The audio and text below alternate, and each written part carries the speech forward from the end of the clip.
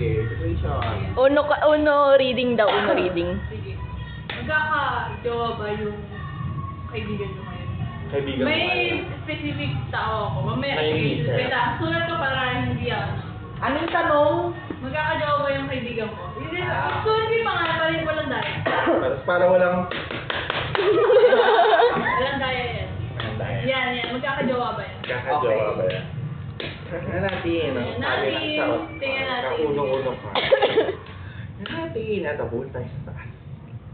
Tapos pangalan mo pa rin nandun. One. Ano Alam yun? niyo, ano ibig sabihin ng one? Ay, sige. May number one siya sa heart. Ano daw? May number one. Anong tanong mo ulit? Kung magkakajowa daw ba yung... Makakalimutin. Hindi, ang sabi, kung magkakajowa ba, Oo. first of all, yes daw. Ay, Kasi Yeah. lagi yung ano natin pag number one, yes or no. So, number one, yes daw. Ha?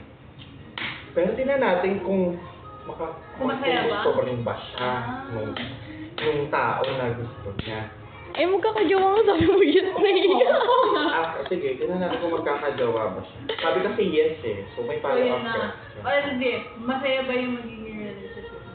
Masaya daw ba? Sige, tingnan natin siya ba kung masaya. Tagal lang. Number 4. Oo. In 4 days, magkakaroon siya ng In 4 days, magkakaroon daw siya ng sagot. Ay, 4 days hindi. pa yung sagot, ngayon Oo, nagtanong. Ayun. Kaya yes, kung magkakajowa siya yun. Pero, anong tanong mo, kung masaya ba in 4 days lang? Ah, 4 days 4 days lang. Yes. 4 days na pag-ibig. Sino ba yan? Ano yun?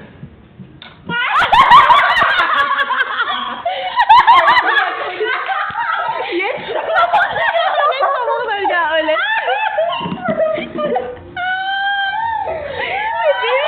Sabi na Pero baka magbago yung kapalaran.